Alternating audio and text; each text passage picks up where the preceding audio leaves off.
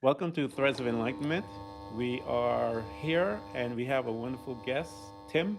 I'm going to let Tim introduce himself to you. But as usual, what we do at Threads of Enlightenment, we let Tim tell us where he is today, and then we'll go back as to how he got there. As we journey back to where he is today, that we would hopefully gain insight as he delivers his story so that you and I can learn and become better human spirits on this planet. Tim, thank you so much for joining us at Threads of Enlightenment. Thank you for having me, Ken. I love being here. Okay, so about me a little bit. I have been an educator for over 40 years, currently retired. Worked 10 years in the public and private school system, and then went on to the martial arts and taught there for about 30 years, including writing and advising other instructors. And so in retirement, I decided to take some of that experience, life, knowledge, and put it out for the general market for moms and dads, especially new moms and dads who are wondering what to do, but also some experienced ones who are having trouble. And what do we do with our kids? How do we raise better kids? And the main thing in my book, which I just published, called Raising Four-Dimensional Children in a Two-Dimensional World. It's available on Amazon and Barnes and Noble and everywhere else. But we'll talk a little bit about that later. I've got a special offer to make it really affordable for everybody. But anyway, in that book, I address the four dimensions of human existence, which are the physical, the mental, the emotional, and the spiritual, and break them down age by age so that you can basically see if your child is developing according to quote unquote normal advancement, but it also has specific activities to help you bring your child to the next level. Or if maybe your child is 10 years old and you just got the book, you can go back to the 5 to 7-year-old chapter and do some of those activities to bring them up to speed. So in a nutshell, that's what's happening with me now in retirement. I've written a book just like the rest of the world. I think in some cases the rest of the world started writing earlier and then retired. So, but it sounds like a really good collection of wisdom that you have there because I know that I was a single dad with four boys, and I could have used your book a couple of years ago, Tim. I was able to get these guys to a place where they're grown men now and they're on their own doing their thing. I want you to go back, Tim, and walk us through from when you started before you retired. I know a lot of us, we were in our 9 to 5 and all this type of stuff, and then we start drifting. An incident may have happened that caused us to question our quote unquote existence, but question our normality, and we begin to ask questions as to what's more to life. How can I become a better person? What are the tools that you use them to help you in your journey to get where you are today? Well, sometimes the river pushes you someplace where you don't know where you want to go. So I was in school trying to figure out what I wanted to do. And University of Florida had an interesting program where you could study English, as in becoming an English teacher, and Bible at the same time. And so I was able to continue some religious studies, get ready to become an English teacher. I had been a product of the private school system where they taught religion every year all the way through high school. So I decided I wanted to become a teacher. Took about a year off, did little jobs here. Was a bellhop, moved some furniture, was a waiter, and then finally got a teaching job. And that was in the public school system. Found out it was a lot tougher than the private school system where I had gone. So once I had some experience under my belt, went back to my roots and got a job in the private school system. Taught there, became an administrator, basketball coach. It was, and so it wasn't a 9 to 5 job. It was like a 7 to 9 job, 7 a.m. to 9 p.m. But I loved every minute of it. I was the dean of students, so I was the disciplinarian, and I was a little tough on my basketball players. So I got fired as the Mm-hmm. basketball coach, Oh. which once you become the dean of students, you're the policeman for the school. So I Yeah. had stopped teaching. I was out of the classroom, so I had more time to spend with my family and the coaching. But then they took the coaching away from me. So it was one of those situations where fire me, I'm too dumb to quit. Mm-hmm. Mm-hmm. So I got fired as the basketball coach. I finished out that year. By the way, half my basketball team got thrown off the team that year for lack of discipline. So I'm Wow. not sure if that adjudicates me as being a tough disciplinarian, but anyway, that's the way it worked out. Mm-hmm. Quit there, became an educational consultant, tried a little bit of this, a little bit of that, and got fired from that. So these are some Mm-hmm. tough life lessons. Uh, but in the meantime, I was practicing the martial arts, and I said, well, if I won the lottery, Mm-hmm. what would I do? And I said, I think I'd do the martial arts full time. So I Mm-hmm. talked to my master. He hired me. And Mm-hmm. for 30 years, I did martial arts full time. Started out as Wow. an instructor, worked because of my writing background, started writing for newsletters, magazines. I even helped him write books. So we got a lot of mileage. And as they say, when you love what you're doing, you never work a day in your life. Yeah, that's a great story. Talked about that, the fact that you grew up in church. The thing about the curse, I think that God put something inside us that overcomes that thing that they call the curse, and that's the joy that He put into us to love something.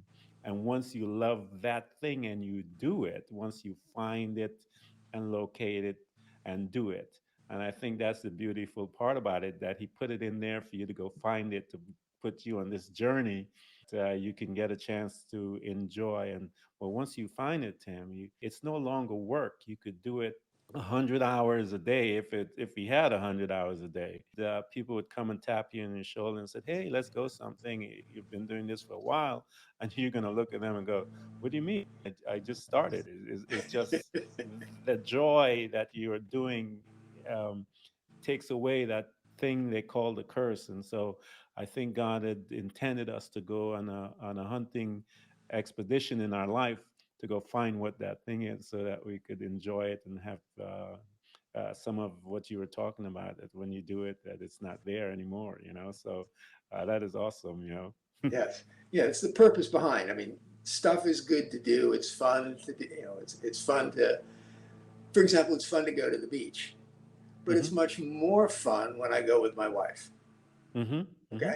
And it's just the purpose, you're helping somebody else enjoy themselves. When you watch your kids go to the beach for the first time, Mm-hmm. it's even better. So it's the purpose behind or what's happening along with whatever you do. Yes, I agree. I totally agree. And as we move along in life, here you are. You were in these situations, and now you were. And people look at firing, quote unquote, being let go as a bad thing. If they have the right perspective, you can get a lot of freedom out of that. Is basically someone letting you go to for you to ask those questions like you began to ask, Tim. If I had $1 million, after you've been through a couple of those incidents, those are the questions you ask. Why? Because you're trying to find that compass within yourself as to what am I really about? What do I really like?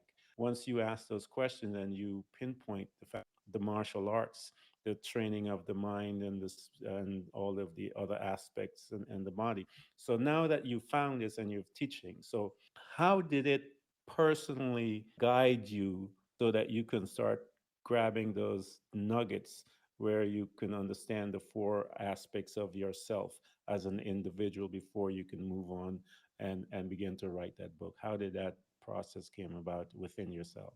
Well, of course, you start with yourself and you Mm-hmm. notice the changes. And I was a very unconfident young man. Mm-hmm. Really, no right to be unconfident because I was a good person. I had a good heart. And really, Mm-hmm. that's where confidence should come from. But through the martial arts, I wasn't as afraid of what could happen. Mhm. Uh, an amusing story. The first year, I was chaperoning a dance as a teacher. And Mhm. so I walked into the boys' bathroom and everybody's smoking. Mhm. And I say, put out the cigarette. And they just look at me like, what are you going to do? So I pulled the cigarette out of his mouth and throw it in the toilet. I said, put out the cigarettes. And Mhm. they grumble, and walk out. A couple of days later, somebody comes up to me and says, you really almost got into big. Oh, first of all, I talked to the dean. I say, they're Mhm. smoking in the bathroom. And he said, don't go in the bathroom. What's wrong with you? Okay, so that's the support I had. But one of the kids comes up to me and says, you almost had a big problem in the bathroom the other night. And I looked at him and I said, well, there were only 3 of them. So this is my black belt talking. uh, I've since gone a lot beyond that, but that's just sort of an illustration of the kind of confidence that started to develop uh, mhm. much, much later. As I say, true confidence comes from knowing you're a good person, because I've known some great fighters who have no confidence as a person because they Wow. cheat, because they lie, because of all the Mhm. things that really matter in a human being. Mhm. Yeah. So that's the sort of thing I began to realize and wanted to teach others. And Mhm. really, in the school system, it's tough. Yeah. They've literally legislated God out of the school system. Mhm. Even things like character development in most school systems aren't developed. Now, there are Yeah. some that are. I've got Mhm. my cousin's wife taught in a system that she was very proud of, because they did deal with character and social, emotional, moral development as best Mhm. they could. But Yeah. most schools just can't fight the lawyers, so they don't do it. So Mhm. that's why I wanted to be somewhere where I could teach the kids, no, this is right, this is wrong. And in Mhm. the martial arts, you don't have to do it based on God, because you Mhm. accept Jews, Muslims, Buddhists, everybody into the martial arts. Yeah. But right and wrong is right and wrong. And Yes. so I was able to teach the kids. And not long after that, when they discovered my writing talent, teach other instructors and other masters how to do that. And we Mhm. developed some great programs to teach the teachers how to teach better. And that's great. That's awesome. So how did you, as you have developed these programs to teach the teachers, how did it morph from, okay, I know the kids, you had mentioned the kids being a catalyst in the conversation so far. So how did you came up with the idea? Says, you know what, let me put this in a book form. And how did you come up with the title? All of these things. How did that formulate? Where did that thought, that seed came? Was it a conversation with someone? Was it with your wife or with a child or a friend? How was that seed planted within you to say, okay, let me water this and make it into a reality? All right. I first of all want to declare clearly that I'm not a genius. I didn't come up with the 4 dimensions of human existence. Okay. That probably God gets credit for that. Mhm. It's a very Eastern martial arts way of looking at people. One of the great teachers always talked about the physical, the mental, the emotional. And from my background, I had to add the spiritual. Mhm. But Yeah. that is, I mean, clearly what we taught in the martial arts. Physically, you've got to be in good shape, from Mhm. push-ups and sit-ups to high kicks and wrist locks, and all that physical stuff, to good diet and taking care Mhm. of your body, losing weight, all in the physical aspect. Mentally, the kids have to remember patterns, they have to remember forms, they have to remember the curriculum. What is self-defense number 2? Mhm.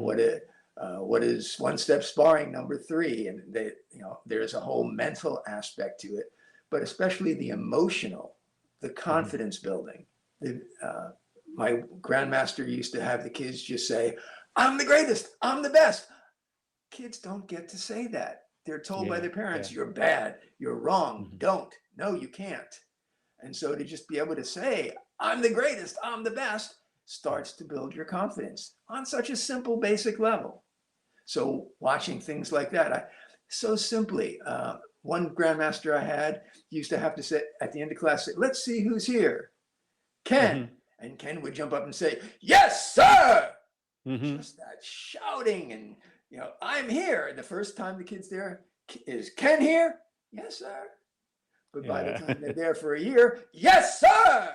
So Uh-huh. that confidence, so the emotional confidence, and then of course we teach them how to deal with bullies, not by Mm-hmm. punching them in the mouth, Yeah. but by handling the situation, trying to understand where the bully's coming from, what his needs are, but simple things like humor, like Mm-hmm. redirection, or Mm-hmm. just flat ignoring them.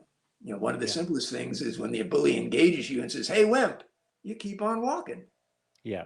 He's trying to bring you into his movie. If you stop, you're in his movie.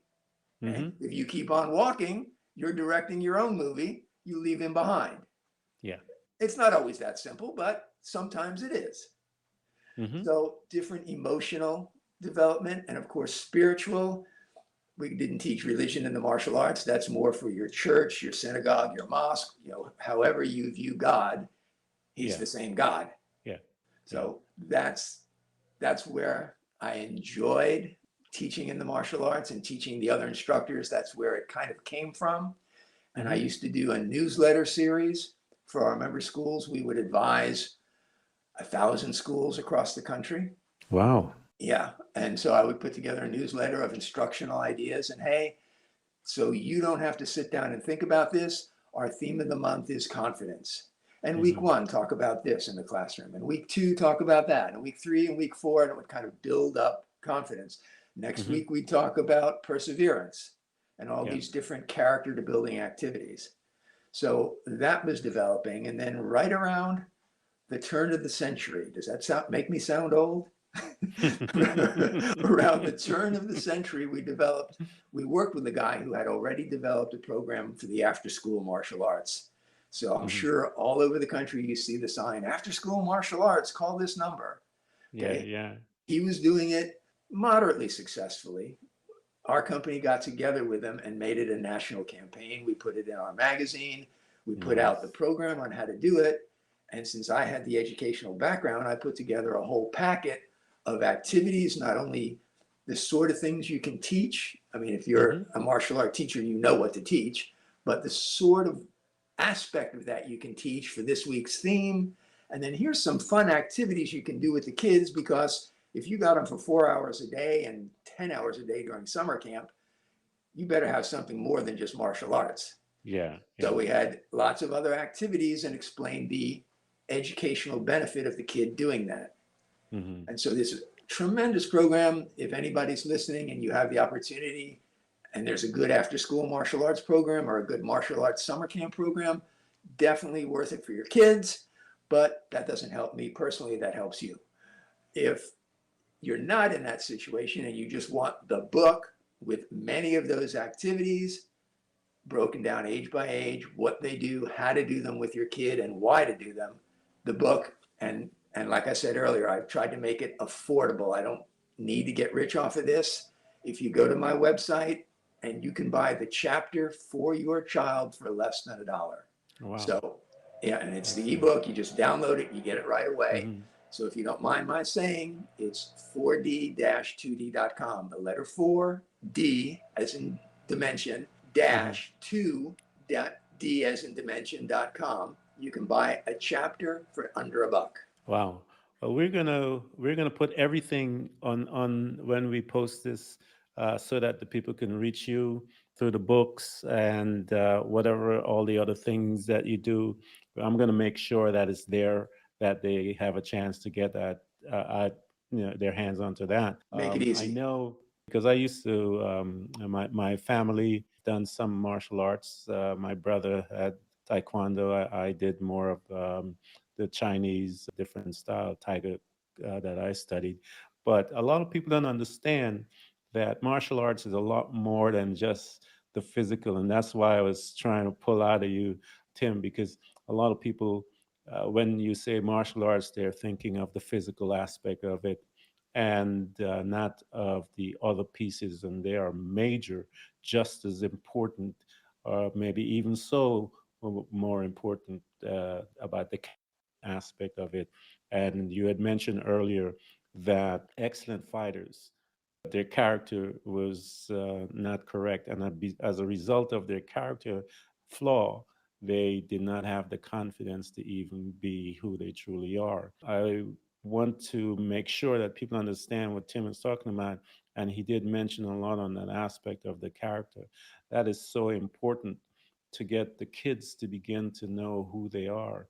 Because if they have low self esteem, then someone can use them. Someone can come and build up their self esteem with what they want to instill and put into that person if their character, as you were talking about, is not to who cares about those people. But when you have someone like yourself that is interested in the character aspect and development of these young people, and that's beautiful to see. And so I'm going to make sure I tell everyone, those that have young children, get information, because the aspects that he's talking about is going to make them into beautiful adults.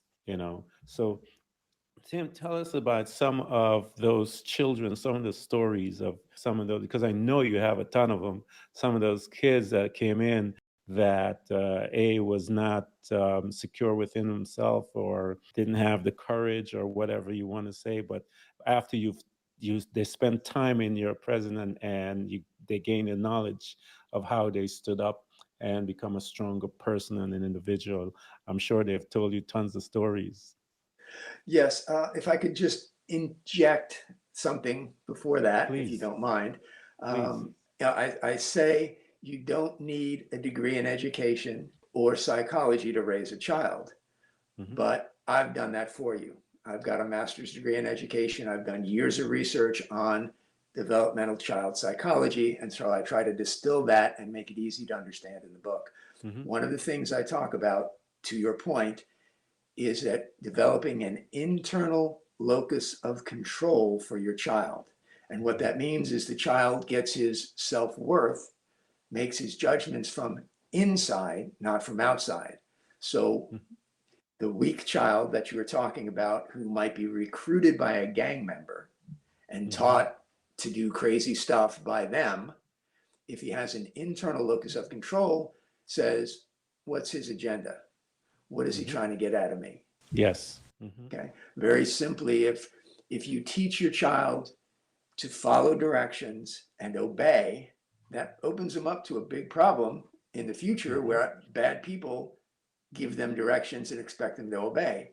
Very Yeah. simply, if your daughter is told by her boyfriend, I expect you to have sex with me, you're my girlfriend, and Hmm. she's used to being told what to do and obeying, what Hmm. happens next?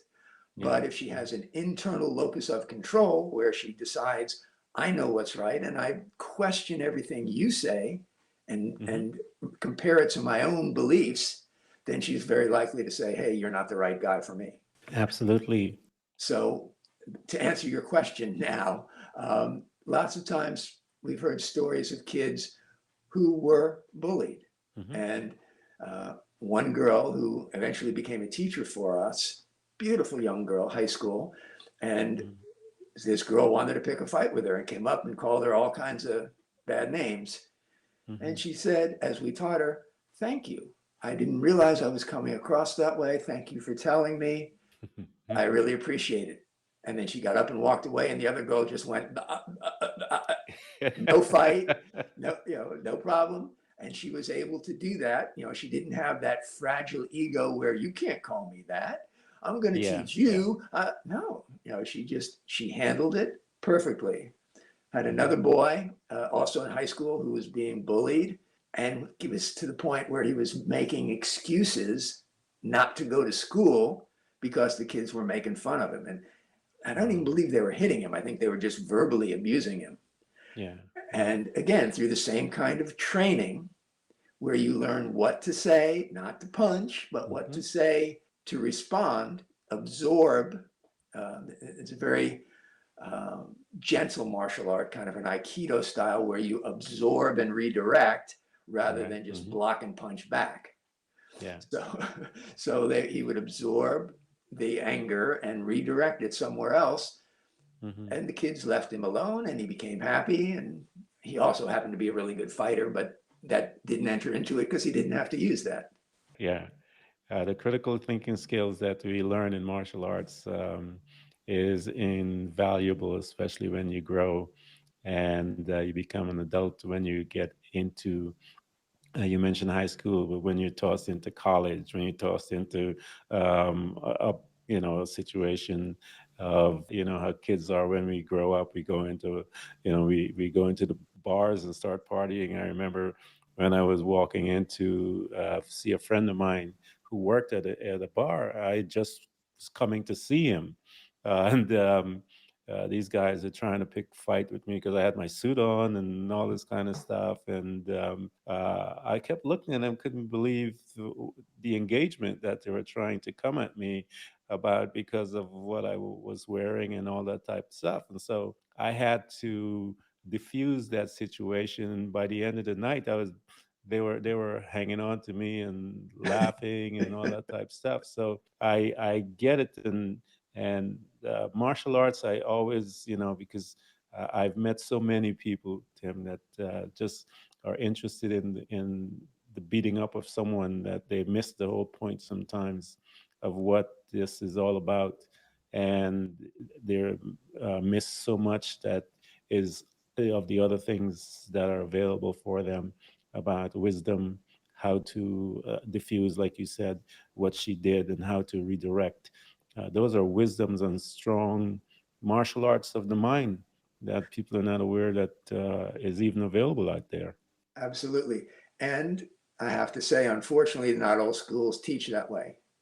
It's Hmm. sort of like the old Karate Kid choice where you got the Cobra Kai kill Yeah. and weaknesses, and then the Mr. Miyagi who is very indirect and you never even know what you're being taught until you need it. So yeah, there are a whole range of instructors, and they choose what they choose to teach. And there are ones who want to make good MMA fighters. They want to get you onto that MMA United UFC stage, and Yeah. become a champion and make lots of money. But personally, I don't like getting grounded and pounded. It's just not very fun. Hmm. So I would rather be in one of those educational schools. Maybe the instructor isn't a champion of anything, but he's a heck of a teacher. Yes. For my kids, that's where I'm sending them. And that's not a bad place to be. Yeah, Not at not all. at all. Not Yeah. Because I think at the end of the day, that more so will be able to support that individual all the way through life, other than just the fighting part of it, but all the through life, and that wisdom and that knowledge and that information that they would even pass on to their friends and family, and as they grow. So I think you have more of a lasting effect than just to become a fighter. Yeah, well, and that's what leadership is all about. You Hmm. first develop yourself, but then you try to influence and help the people around you grow. And that's Yeah. one of the other things we do in the martial arts is you have the kid at some point, or the adult, start leading parts of class, start teaching other students, and that Hmm. develops their leadership ability, also develops their confidence. And Yes. so, I mean, you don't have to join a martial arts school, just help somebody else. Hmm. Hmm. And that's the same Hmm. thing. It develops your confidence, it develops your leadership. And in the spiritual world, you've helped somebody. So I don't know if God keeps a record like that and has a balance sheet, but it certainly doesn't hurt to do good. I think I read somewhere where he does keep a balance sheet, Tim, and they're writing down everything we say and do. So I think it, there is a balance sheet somewhere. well, I certainly wouldn't be on the wrong side of that bet if I didn't have to. That's so funny. I remember one of my teachers, my sensei, had said to me that his goal was his students would be much better than he was, and that he was pushing us to get to that next level. And as you were talking about that, I also remember a story of Jesus. He said, his disciples, greater things than these shall you do, and that's the heart of a teacher, is that he wants his students to go out there and did better than what he did.